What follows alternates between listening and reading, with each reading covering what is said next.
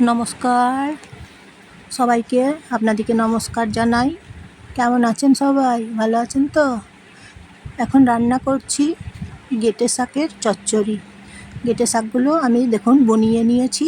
বনিয়ে নিয়ে গেটে শাকগুলো তারপর জল দিয়ে ধুয়ে নিলাম। জল দিয়ে ধুয়ে তারপরে লঙ্কা ফোড়ন দিচ্ছি, শুকনো লঙ্কা, টমেটো দেবো বুনিয়ে নিয়েছি, পেঁয়াজ দেবো বুনিয়ে নিয়েছি, আর রসুন দেবো, রসুন বেছে নিয়েছি।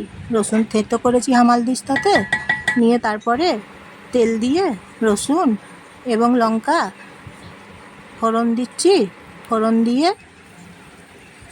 ফোড়ন ভালো করে গরম করে নিয়ে তারপরে শাক কড়াইয়ের মধ্যে ছেড়ে দিচ্ছি। গেটে শাক কড়াইয়ের মধ্যে ছেড়ে দিচ্ছি। এখন গেটে শাকের চচ্চড়ি রান্না করে নিচ্ছি। টমেটোগুলো কড়াইয়ের মধ্যে ছেড়ে দিচ্ছি। টমেটো আর গেটে শাক দিয়ে এখন চচ্চড়ি রান্না করে নিচ্ছি। নুন দিয়ে দিচ্ছি কড়াইয়ে, তারপর হলুদ গুঁড়ো দিয়ে দিচ্ছি,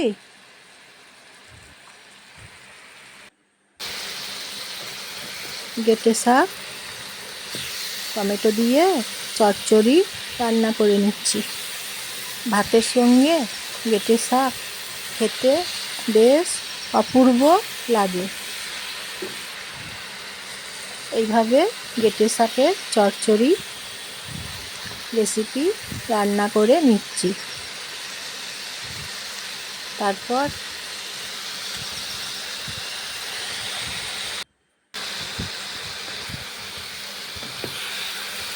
ভাতের সঙ্গে গেটে শাকের তরকারি একদম জমে যাবে। তারপরে আমার ভিডিও যদি আপনাদের ভালো লাগে তাহলে সাবস্ক্রাইব করে দেবেন এবং শেয়ার করে দেবেন, বাকি সবাইকে শেয়ার করে দেবেন। গেটে শাকের চচ্চড়ি রান্না করে নিচ্ছি এখন, আর লাইক করে দেবেন। নতুন নতুন রেসিপি রান্না নিয়ে আপনাদের কাছে আমি হাজির হয়ে যাব। জল দিয়ে দিচ্ছি এখন কড়াইয়ে আপনাদের কাছে, তারপরে ঢাকনা দিয়ে দিচ্ছি কড়াইয়ে। আপনাদের কাছে আমি পৌঁছে যাব। তাহলে আপনারা গেটে শাকের চচ্চড়ি রান্না করা হয়ে এসেছে। আপনারা লাইক করে দেবেন, দেখবেন আমার ভিডিও কেমন লাগছে রান্না রেসিপি, তাহলে জানাবেন।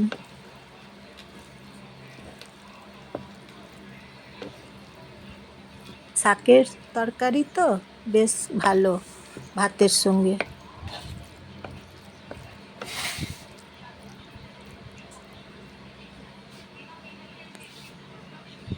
এই যে দেখুন শাকের তরকারি রান্না করেছি, গেটে শাকের চচ্চড়ি অন্য পাত্রে এখন ঢেলে নিচ্ছি। রান্না করা আজকের মতন এখন